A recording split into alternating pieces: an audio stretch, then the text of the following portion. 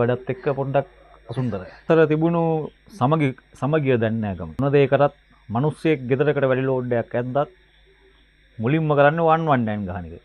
ගම සුන්දරයි. ගමේ හැමදේම තියෙනවා. මම නන්නේ මගේ නෝනා මෙතන පොඩියට ඇඳුම් මහනවා. පොඩි ව්‍යාපාරයක් කරගෙන යනවා. රජෙන් නම් බලාපොරොත්තු වෙන්නේ නැහැ. රටේ ජීවත් වෙන්න පුළුවන් වාතාවරණයක් හදන්න ඕන. දැනට කරන් යන විදිහ හොඳයි. නමුත් ගම් වල ඉන්නවා වෙන්න ජනාධිපතිවරු. සෙට් එකේ අතින් සල්ලි දෙනවා වගේ රඟපාන්නේ ඇවිල්ලා. ඉතින් රජයට කැලලක් වෙනවා එතන. කියන්න නම් බෑ. විවාහයට පෙර තිබිලා තියෙනවා. ඒ යුද්ධේ නැති වෙච්ච එකට ගොඩක් තන්තෝසයි. රණවිරුවන්ට ඉතින් සිද්ධ වෙන්න ඒ කාලේ හිටපු තරමකම හිටිය කැලෑවල යුද්ධයක දවස්. හරි ප්‍රශ්න තියෙනවා. උදේ වෙද්දි විනාසයි. ආයුබෝවන් කියලා පිළිගන්න ඒකේ පිරිමිස්සල් YouTube නාලිකාවට. ඉතින් අද අපි ඇවිල්ලා ඉන්නේ අනුරාධපුර දිස්ත්‍රික්කයේ කැබිතිගොල්ල උඩංගාව කියන ගම්මානට. එහි සිටින සුමිත් කුමාර් මහත්මයා සමග අද සාකච්ඡා වේදෙන්නේ. ඉතින් අපි ඔහු සමග සාකච්ඡා වේදෙමු. ආයුබෝවන්. කොහොමද ඉතින්? වරදක් නෑ හොඳයි. ඔබේ නම මොකක්ද? මගේ නම සුමිත්. සුමිත් කුමාර. ගම්පලත් ගම්පලත් අනුරාධපුර දිස්ත්‍රික්කයේ කැබිතිගොල්ල උඩංගාව ගම්මානේ. කැබිතිගොල්ල උඩංගාව කියන සුන්දර ගම් ප්‍රදේශය. ඔව්. ඒ කියන්නේ ලස්සන ගම්පලක් නේද? ගම්පලත් ලස්සනයි. ගම්පලත් ලස්සනයි ඒ වුණාට අසුන්දරයි. අසුන්දරයි වෙන වැඩත් එක්ක පොඩ්ඩක් අසුන්දරයි. මොනවාකටද? කියන්න අමාරුයි. කියන්න අමාරුයි. හරි. එතකොට මේ ඔබ අයිති වෙන්නේ මොන දිස්ත්‍රික්කයකටද? මම අනුරාධපුර දිස්ත්‍රික්කයට අයිති වෙන්නේ. වයස කීයද? වයස 35යි. අවුරුදු 35යි. ඔබ විවාහකද? විවාහකයි. දරුවන් සිටීද? දරුවන් දෙන්නෙක් ඉන්නවා. දරුවන් දෙන්නෙක් ඉන්නවා. ඒ කියන්නේ ගැහණු දරුවන්ද පිරිමි දරුවන්ද? ගැහණු ළමයි පිරිමි ළමයි. ගැහණු ළමයි පිරිමි ළමයි නේද? ඒකට ඔබ සාමාන්‍යයෙන් මේ වෘත්තියක් විදියට මොකද්ද කරන ජොබ් එක? වෘත්තියක් විදියට ගොවිතැන කරන්නේ දැනට. ගොවිතැන දැනට කරන්නේ නේද? ගොවිතැනට අමතරව මොනවද කරන්නේ? ගොවිතැනට අමතරව වෙන වැඩක් සෙට් වුණොත් ඒ වැඩේ කරනවා. ඒ කියන්නේ සාමාන්‍යයෙන් මේ කොටිම කියන අර මේසන් වැඩ වගේ අත්තු ගව් වගේ වැඩ නේද?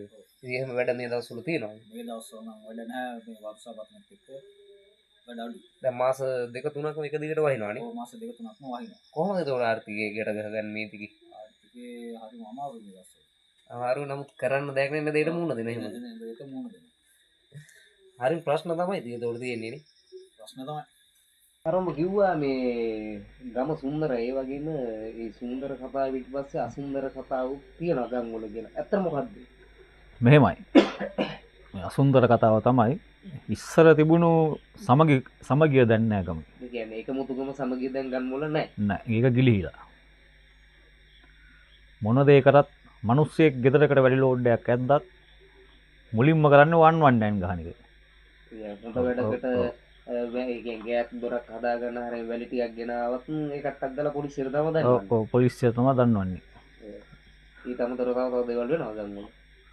ගම් වල ඊට අමතරව වෙනවා පොඩි සිද්ධි වෙනවා. ඒක අපේ සිද්ධි කියන්න අපහසු නේ. ඔව්. නමුත් දැන් මොන දේ වුණත් ගමට මේ නගරයට වඩා ගම සුන්දරයිද අසුන්දරයිද ඔය කියන්න හදන්නේ. මොන දේ වුණත් නගරයට වැඩිය ගම සුන්දරයි. නගරේ වගේ අපහසුතාවයක් මේ ගමේ නැහැ. ගමේ ජීවත් වෙන්න ලේසියි. මෙහෙම අනිත් දේ තමයි දැන් සාමාන්‍ය නගරයක ජීවත් වෙනවා කියන්නේ තමාරු දෙයක් නේ මොකද? ආර්ථික මට්ටමින් බැලුවත් අමාරුයි නගරේ ජීවත් වෙන්න. ගමේ හැමදේම තියෙනවා. හැමදේම තියෙනවා. පොල් සම්බුලයි බතු හරි කන්න පුළුවන්. දැන් නගරේ එහෙම නැහැ නේද? නෑ නගරේ හැමදේම සල්ලි. ඔබ කියන්නේ එතකොට අතර නගරෙත් හොඳයි නෑ නෙවෙයි නගරයට වඩා ගම තමයි සුන්දර. ගමට ඇවිල්ලා ජීවත් වෙන්න කියලා තමයි මිනිස්සුන්ට කියන්නේ එහෙමද? නෑ නගරෙත් ඕන ගමත් ඕන දෙකම රැක ගන්න ඕන. දෙකම රැක ගන්නවා. තව ගම් වල මිනිස්සු කරන කොටසක් මිනිස්සු කරන නොබිනා වැඩේ හින්දා ගම කැත වෙනවා. ගම කැත වෙනවා නේද? මේ ස්ථානේ මේ මොකක්ද වෙන්නේ එතකොට කියන්නේ ඇඳුම් එහෙම ගොඩක් තියෙනවා මොකක් කරුම් ව්‍යාපාරයක් කරගෙන යනවද? ඔව් මේ මම නන්නේ මගේ නෝනා මෙතන පොඩියට ඇඳුම් මහනවා. පොඩි ව්‍යාපාරයක් කරගෙන යනවා. ඒ කියන්නේ පාසල් නිල ඇඳුම් සියලු දේම අහන්නේ. ඔව්. පොඩියට දා කරගෙන යන්නේ. ඔව් තාම පොඩියට කරගෙන යනවා. ඉදිරියේදී රජෙන් වගේ මොනවා හරි බලාපොරොත්තු කරාද මේකවත් දියුණු කරගෙන යන්න? රජෙන් නම් බලාපොරොත්තු වෙන්නේ නැහැ. දුන්නොත් ඒ හැටි නැතත් ඒ හැටි බඩු මිල අඩු කරලා මිනිස්සුන්ට සහනයක් දෙන්න ඕන. ඒක තමයි බලාපොරොත්තු වෙන්නේ. ඔව් වෙලාවට පොහොර සල්ලි ටික දාන්න ඕන. ඒ කියන්නේ තාම පොහොර සල්ලි එහෙම වෙట్లా නැද්ද උඹට? පොහොර සල්ලි තාම නෑ. තාම එක මුරයි වැටුනේ. මොකද්ද? තාම එක මුරයි පොහොර සල්ලි වැටුනේ. ඒ කියන්නේ එක මුරයක් වැටෙන්නේ නේද? නෑ දෙපාරකට වැටෙනවනේ. දෙපාරකට වැටෙනවා නේද? ඔව්. මේ රජයෙන් උඹට මොනවද ලැබිලා තියෙන සහන එහෙම? ඒ රජෙන් කියන්නේ සහන කියන්නේ මෙහෙමයි දැන් අර ගොඩක් දිලිඳු පවුල් වලට දෙනවනේ මේ සමුද්දිය අස්වැසුම කියලා වගේ. ඔව්. එහෙම මොනවා හරි සහන මොනවා හරි ඒ කියන්නේ ලැබිලා තියෙනවද රජයෙන්? නෑ කිසිම දෙයක් නෑ. කිසිම දෙයක් ලැබිලා නැහැ. ඒ කියන්නේ බලාපොරොත්තු වෙන්නෙත් නැහැ. නෑ බලාපොරොත්තු අර වෙන්නේ මුලින් නෑ. කියා වගේ දුන්නොත් ගන්නව නැත්තම් නැහැ. ඔව් නැත්තම් නෑ. හරි. එතකොට ඇත්තටම මේ රජයක් විදිහට රජයේ මොන වගේ දේවල්ද රටට සිද්ධ විය යුත්තේ? ඇත්ත වශයෙන්ම කියනවා නම් රටට වෙන්න ඕන මිනිස්සුන්ට බඩු මිල අඩු කරන්න ඕන. ඔව්. තෙල් මිල අඩු කරන්න ඕන. ඔව්. රටේ ජීවත් වෙන්න පුළුවන් වාතාවරණයක් හදන්න ඕන. දැන් එහෙම වාතාවරණයක් මේ රජය හදලා නැහැ කියලාද කියන්න හදන්නේ? දැනට කරන් යන විදිහ හොඳයි. කරයි යන විදිය හොඳයි. නමුත් ගම් වල ඉන්න වෙන්ට ජනාධිපතිවරු. ඒ කියන්නේ ගම් වල ඉන්න වෙන්ට ජනාධිපතිවරු. ඒ කියන්නේ ඒක පොඩක් ඒ තේරුම් කියන්නේ අපේ ජනාධිපතිතුමා කරන් යන වැඩ පිළිවෙල හොඳයි. ඔව්. නම්තර ගම් වල ඉන්නවා ජනාධිපති වගේම ජනාධිපති වෙන්න බලාපොරොත්තු දෙන මිනිස්සු එක් කියලාද කියන්නද? ඔව් ඉන්නවා. එහෙම ඉන්නවද මේ ගම් වල? මේ ගම් වලත් ඉන්නවා. දැන් මේ සහන දැන් මේ ආපදාවලට සල්ලි පාස් කරන්නේ. සල්ලි දෙනවා කිව්වනේ. ගම් වල ඉන්නවා ඒක බලන්න එනවා වෙනම සෙට් එකක් උතන. ඒ සෙට් එකේ අතින් සල්ලි දෙනවා වගේ. ඔව්. රඟපාන්නේ ඇවිල්ලා. දැන් රජයෙන් ජනාධිපතිවරු ඒ කියන්නේ රජයෙන් වෙන් කරන ආපදාවලට හරි මේ කියලා මුදලක් වෙන් කරලා තියෙනවානේ. ඒක දැන් ව්‍යාකීසි කොට්ටාසයක් එනවා මොනවද උනේ ආපදා කියලා බල්ලා බෙල්ලා ඒකට අවශ්‍ය කරන මුදල දෙන්න කියලා හදද්දී නිකන් ඒ මිනිස්සුගේ අත් වලින් දෙනවා වගේ කියලා වගේ තමයි කියන්නේ කියලා දැන් මේ පාර ගොවි ඔක්කොටම හානි වුණා. හානි කාටවත් හානි වුන්නේ නැහැ කියන්න බෑ. හානි වුණා. ඒකට පොඩි හරි සහනයක් දෙන්න ඕන.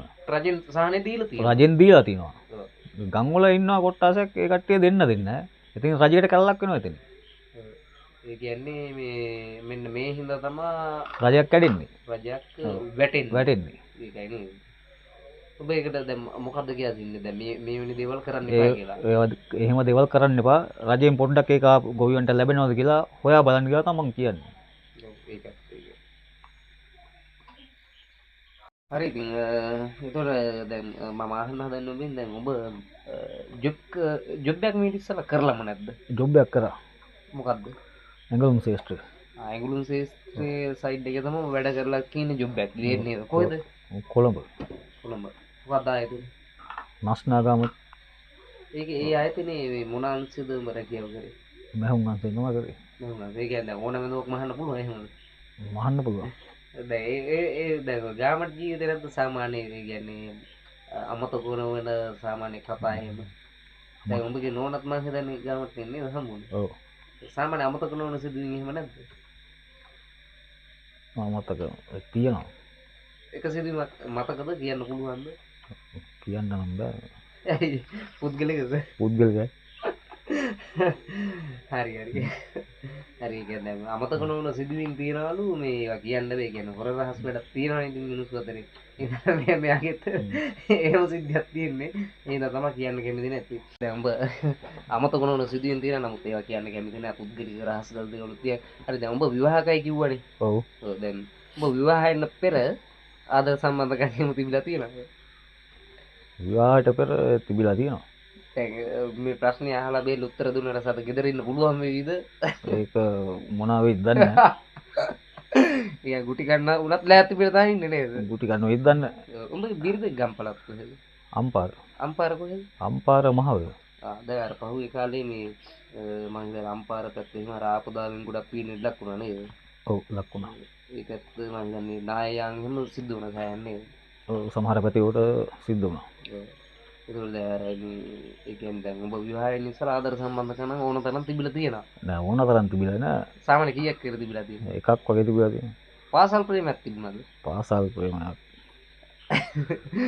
නෑ කෙලින් කතා කරන්නේ. පාසල් ප්‍රේමයක් තිබුණේ නෑ. තිබුණේ නෑ. ඒ කියන්නේ අධ්‍යාපනයේ ලබන කාලේ අධ්‍යාපනය තමයි නිසිතන දුන්නේ. ඔව්. දැන් අර ඊට පස්සේ ජොබ් එකක් හොයන කොළඹට ගිහිල්ලා ගාමට ගියපු යුගයේ ඒ කාලේ තමයි ආදර සම්බන්ධකම් ඇති වුණේ මොකද? ඔව් ඒ කියන්නේ ඇත්තටම කීයක් විතර තිබිලා තියෙනවද? එකක් කොල්ලනවා තුනේ ඔය කියන්නේ බොරු.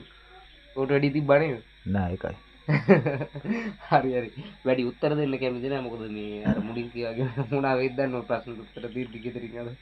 අනුරාධපුර රජරට කියන්නේ දැන් මීට අවුරුදු 10ක් 15කට වගේ උඩදී ඒකටත් වැඩි මම හිතුවා 10 15කට උඩදී ත්‍ස්තවාදී ඉන්නේ ගොඩක් මේ පැත්තේ රජ කරේ. ඔව් ලංකාවේ හමුදාවට පින්සිත් දෙන්න අද හමුදාවට පින්සිත් දෙන්න ජීවත් වෙනවා අපි. එතකොට දැන් මේ අර යකයි බස් බෝම්බයක් බ්ලාස්ට් වුණා ඔබ දන්නවා ඇති. ඔව්. එතකොට දැන් ඒ කාලේ වෙද්දී මේ ওই බස් බෝම්බේ බ්ලාස්ට් වෙද්දී ඔබ ඉස්කෝලේ යන වයසේද? ඔව් මම ඉස්කෝලේ යනවා දැන් කුරුළු ත්‍ස්තවාදියක් තිබුණේ මේ පළාතේ. ඔව් මොකද හිතෙන්නේ යුද්ධේ නැති වෙච්ච එක ගැන? ඒ යුද්ධේ නැති වෙච්ච එකට ගොඩක් සන්තෝසයි ඒ ඇත්තටම කියන දැන් අද යුද්ධේ තිබුණා නම් අපි ජීවත් වෙලත් නැහැ. නෑ අපි අපි මැරිච්ච දැන ගසුත් පැලෙනවා. ගසුත් පැලවල ඇත්තට මේ ඒ කාලේදී ඒ කාලේ බිහි වුණු රටේ නායකයෝ මේ අපේ ආමිකේ විරෝධාර ඔව් රණවිරුවන්ටයි පින් සිද්ධ වෙන්න අද අපි පොළොවේ පය ගහලා ජීවත් වෙනවා ඔව්. ඉතින් ඒ හින්දා තමයි අපි හැමදාම අපේ රටේ හමුදාවට නායකයෙක් කියන්නේ. ඔව්. මිහිපිට දෙවිවරු කියලා කියන්නේ. මෙහි පිට දෙවිවරු දැන් අර මුලින් කිව්වා වගේ අද යුද්ධේ මේ වෙනකන් තිබුණා නම් අපි මැරිච්ච දැන් වල ගසුත් පැලෙනවා. ගසුත් පැලවෙලා යුද්ධේ හොඳට බැට කෑවනේ. යුද්ධෙන් බැට කරා කැලෑවලින් හැංගිලා තියෙනවා ඒ කාලේ. ඒ කාලේ හිටපු තරමක්ම හිටිය කැලෑවල යුද්ධයක දවස් කැලෑවල නේ. හරි ඉතින් අපි හදිස්සියේදී තමයි අද සුනිත් කර්මත් මහත්මයා සමග මේ වැඩසටහනට ඉදිරිපත් වුණේ. දැන් අර මුලින් කිව්වා කුඹුරු අක්කර කීපයක් කරලා තියෙනවා, ඉරිඟුත් කරලා තියෙනවා කියලා. දැන් අලි ප්‍රශ්න එහෙම නැද්ද? අලි ප්‍රශ්නෙන් අලි හැමදාම ප්‍රශ්න මතක විලා ප්‍රශ්න අලි ප්‍රශ්න විලා ප්‍රශ්න වඳුරු ප්‍රශ්න මොණ්ඩ ප්‍රශ්න ඔක්කොම තියෙනවා ඔක්කොම ප්‍රශ්න තියෙනවා. දැන් ඇත්තටම අලි ප්‍රශ්න තියෙනවා. අලි ප්‍රශ්න තියෙනවා ඒක දැන් මේ පැල් එහෙම යන්නේ නැද්ද මොකද? පැල් යනවා පැල් යනවා මේ පැල් ගියේ නැත්තම් පැල් ගියේ නැත්නම් ඒ ඔක්කොම උදේ වෙද්දි විනාසයි විනාශ. ඒ කියන්නේ අද රැකීට හරි පැල් යන්නත් ඕන. ඔව් පැල් යනවා හරි. ඉතින් අද අපි සම්බන්ධ වුණේ අනුරාධපුර දිස්ත්‍රික්කයේ කැබිතිගොල්ල උඩංගාව කියන සුන්දරගම් ප්‍රදේශයේ සුනිත් කුමාර කරුණාත් මහත්මයා සමග. ඉතින් හදිසියේදී මේ වැඩසටහන අපි ඉදිරිපත් කරේ. මොකද මේ වැඩසටහන ගැන හිතන්නේ? ඇත්ත වශයෙන්ම කියනවා වැඩසටහන හොඳයි ඔව්. මේ වගේ වැඩසටහන් දිගටම කරගෙන යන්න කියලා මම කියන්නේ එහෙනම් නැවතත් දවසක අපි හමු වෙමු බලාපොරොත්තු වෙනවා. ඔව් දැනට අපි මේ සමග යන්න. එහෙනම් ආයිබෝන්. ආයිබෝන්